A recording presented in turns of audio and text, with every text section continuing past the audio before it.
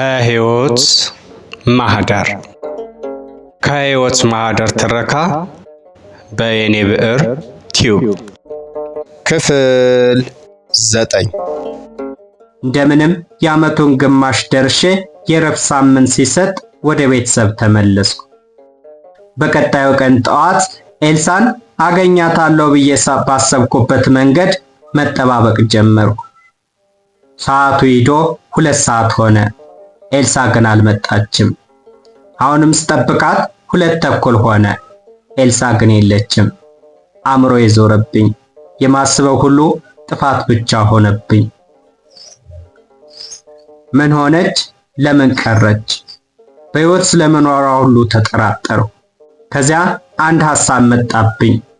ምናልባት ፈረቃዋ ከሰዓት ቢሆንስ የሚል ሐሳብ። ይሄ ሐሳብ የተሻለ ሆኖ አገኘሁት። ቢያንስ ተስፋ አለው። 6 ሰዓት እስኪደርስ ወደ ቤቴ ተመልሼ ሄጄ ብቀመጥ ብተኛ፣ ወደ ውጭ ቦጣ፣ ቴሌቪዥን ከፍቼ ባይ 6 ሰዓት ራቀብኝ። 5 ሰዓት ሲሆን ከቤት ወጥቼ ወክ ማድረግ ጀመርኩ። 5:30 ሲሆን ኤልሳን ከርቀት አየኋት። ልጓዝ ልሮጥ አላስታውስም። ብቻ ኤልሳ ቤትን አቅፌ ስለቃት ከእንቅልፍ እንደመባነን አይነት ስሜት ተሰማኝ። ያሳለፍኩትን የፍርሃት ስሜት ሳስብ አሁንም እሷ አብራኝ ቆመች አልመስልህ አለኝ። ኤልሳቤትም በሴትነቷ ናፍቆቷን በእንባ ገለጸችልኝ። እኔም ተናነቀኝ። ቃላትን ማውጣት ሲያቀተን ዝም ብለን ደጋግመን ተቃቀፍን። የሚመለከተን ሰው ምን ሆነዋል ሊለን ይችላል። እኛ ግን ከራሳችን ዓለሞች ማንም ሰው ሊታየን አልቻለም። አንድ ጊዜ ጉንጯን፣ አንድ ጊዜ ግንባሯን ሳምኳት። ተቃቀፍን። ተቃቅፈን ወደ ኮሌጇ ተጓዝነ። ምንም መንገዱ ሩቅ ቢሆንም ለኛ ግን አጠረብን። ስትወጣ እንደምጠብቃት ነግሬያት ወደ ኮሌጅ አስገባኋት። 8 ሰዓት እስኪደርስ በኮሌጁ አካባቢ በሚገኝ ቪዲዮ ቤት ገብቼ የ6 ሰዓቱን ፊልም አየሁ። ፊልሙ እንዳለቀ ወጥቼ የኮሌጁ በር አካባቢ ጠበቅኳት። ኤልሳቤትም መጣች። ለራሳችን የምናሳልፍበትን ቦታ መርጠን ጥሩ ጊዜ አሳልፈን 11 ሰዓት ሲሆን ተለያየን። በነበረኝ የረፍት ሳምንት ኤልሳቤትን እያገኘሁ የነበረብኝን ናፍቆት ተወጥቼ ስልክ ቁጥሬን ሰጥቻት ወደ ግቢ ተመለስኩ። የሷ ስልክ ስላልተገዛላት ከሰው እየተቀበለች ምልክት ታደርግልኛለች። እኔም እየደወልኩ አገኛታለሁ። ግንቦት ላይ ለ3 ዓመት የነበራቸውን ኮርስ ጨርሰው ሶሲ ተፈትናለፈች። በደረጃ 4 ልትመረቅ ነው።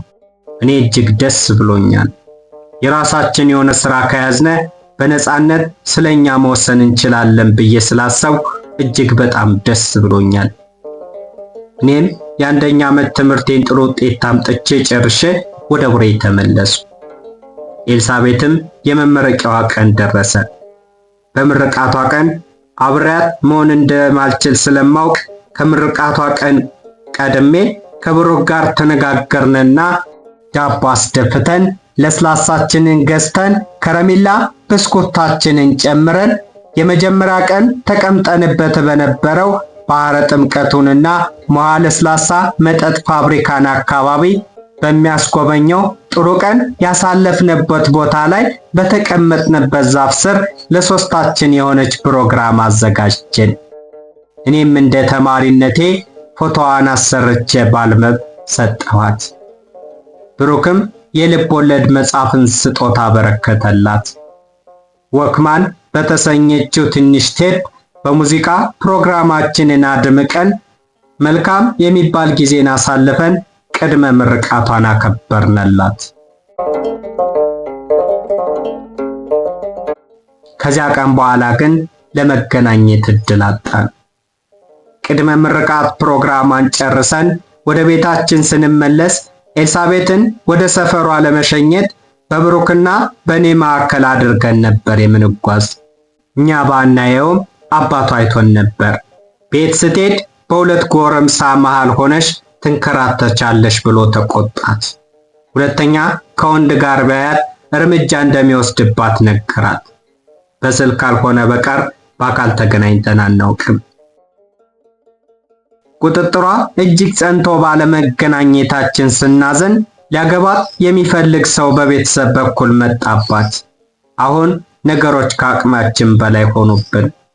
የቤተሰቦቿ ሐሳብ መጥፎ ነገር ውስጥ ገብታ እኛን ከምታሳፍረን መዳር አለብን ብለው ወሰኑ። እሷም እንደማታገባው ነገረቻቸው። እነሱም ማግባት ግዴታዋ እንደሆነ ነገሯት።